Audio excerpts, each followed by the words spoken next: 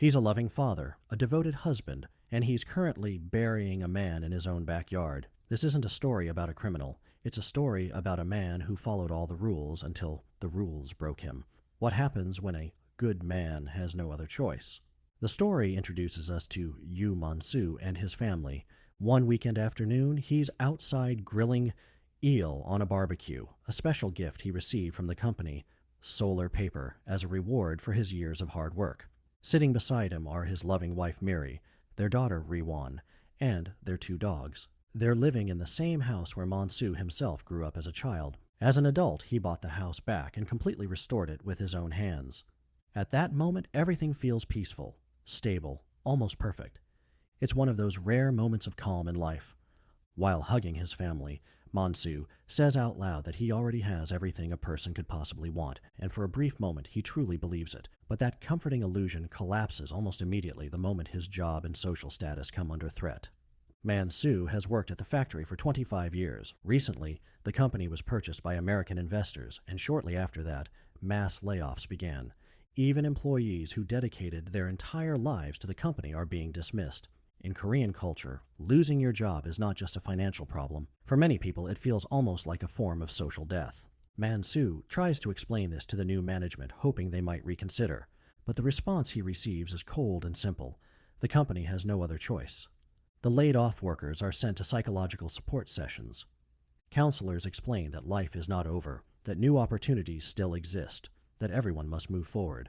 Mansu decides to set a goal for himself. He promises that he will find a new job within 3 months, but time passes. 3 months become 6.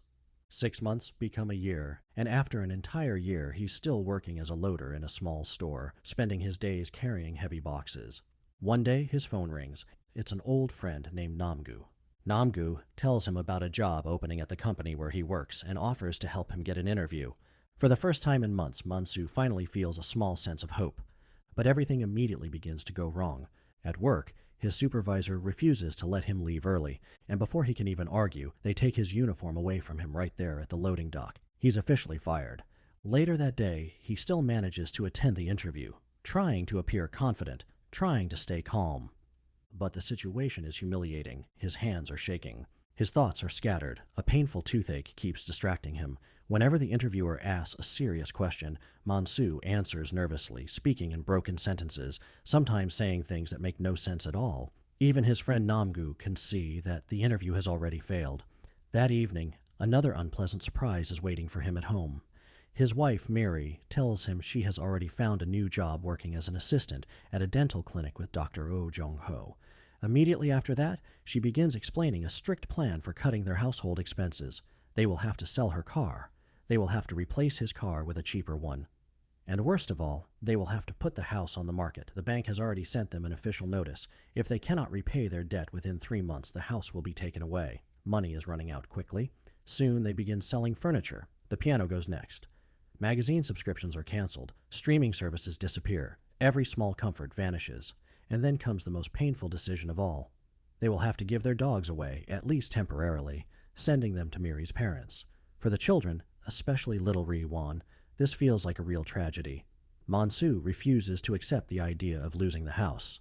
When potential buyers come to look at the property, one of them begins enthusiastically explaining how he would renovate everything. He talks about replacing walls, rebuilding rooms, changing the design completely.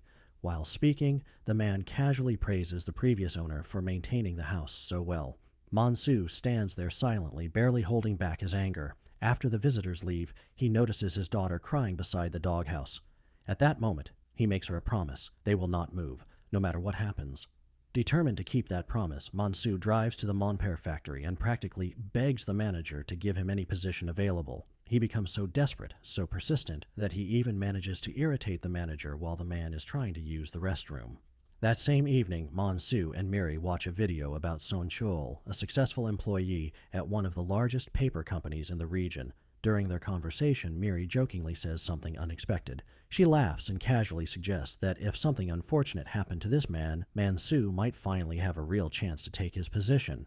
To her, it is just a dark joke. But for Mansu, it is not a joke at all. The idea starts taking root in his mind. The next day, Mansu secretly begins following Son Cheol, watching him carefully. At one point, Sun Chol is standing outside, talking on his phone. Mansu quietly climbs up to a rooftop above him, lifting a large flower pot, preparing to push it over the edge. If the pot falls, it will land directly on Sun Chol's head. But a strange chain of coincidences interrupts the moment. The attempt fails. Standing there, Mansu suddenly realizes something important. Even if he removes one competitor, another person will simply appear to take his place. That realization gives him a new plan. Mansu posts a fake job advertisement online, pretending to represent a fictional company that is looking to hire specialists. His goal is simple. He wants to see exactly how many competitors he has. Soon, dozens of applications begin to arrive. One of the applicants is a man named Gu Bum Mo. Bum Mo was once a talented professional, but now he has lost his job, fallen into depression, and developed a serious drinking problem. For him, the job advertisement feels like a second chance. He stops drinking, he cleans himself up, and he sends a detailed resume describing his professional experience. Mansu carefully studies every application he receives. As he compares the candidate's qualifications with his own, he slowly comes to a disturbing conclusion. At least 3 of these men are far more qualified than he is. That is the moment when he finally crosses the invisible line inside his mind. From that point forward, the plan becomes something much darker. Mansu decides to take the next step. He orders a realistic toy gun,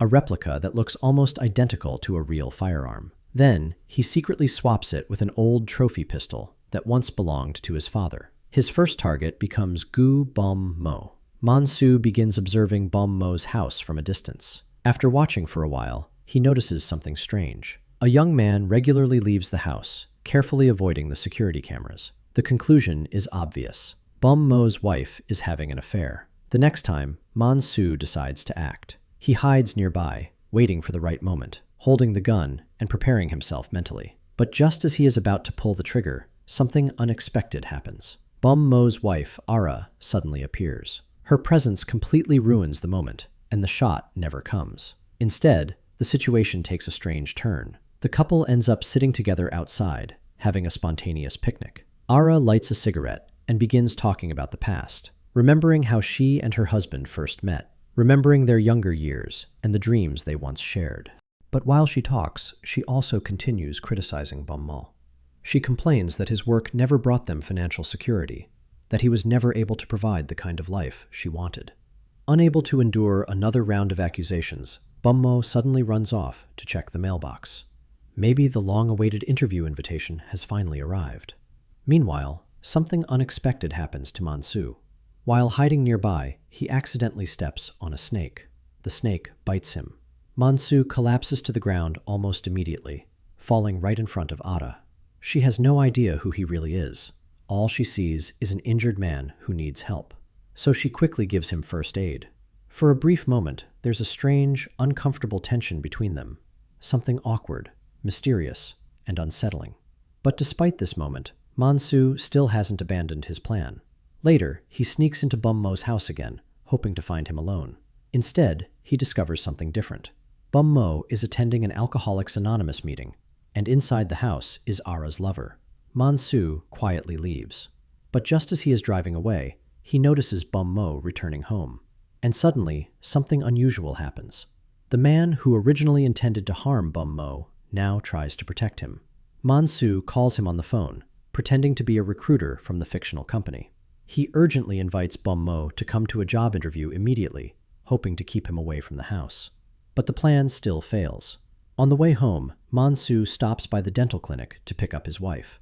But instead of a normal meeting, jealousy takes over. He refuses to even meet the dentist. He talks to his wife through the slightly open car window. His behavior clearly shows contempt. Later, Mansu sneaks into Gu Bum Mo's house again. Bum Mo is drunk. Music from old vinyl records is blasting loudly. At first, he doesn't even understand who is standing in front of him. Mansu misses an important detail. Ara is also in the house. A tense conversation begins between the two men. Bum Mo mistakes the stranger for his wife's lover. Consumed by jealousy, he starts threatening him. Ara quietly approaches and overhears the conversation. The stranger harshly criticizes her husband. He scolds him for his passivity, for the fact that, after losing his job, he never managed to change his life. Strangely enough, Ara is impressed by the speech, but when Mansu notices her, he panics. He jerks the gun and accidentally shoots Bum Mo in the shoulder. Chaos erupts. All three of them desperately try to grab the gun. Suddenly, Ara takes control of the situation. Mansu barely manages to escape. Bum Mo runs outside. Moments later, he is shot and killed by his own wife. One competitor is gone. Shocked by everything that happened, Mansu learns that his wife went to a ball without him. He quickly puts on a suit and rushes there, but he arrives too late. He sees Miri dancing with the same dentist. The sight pushes him over the edge. Mansu storms out of the event. He drives back to Bum Mo's house. There, he finds Ara and her lover burying the body. Standing in the pouring rain, he digs up the hidden pistol and takes it with him.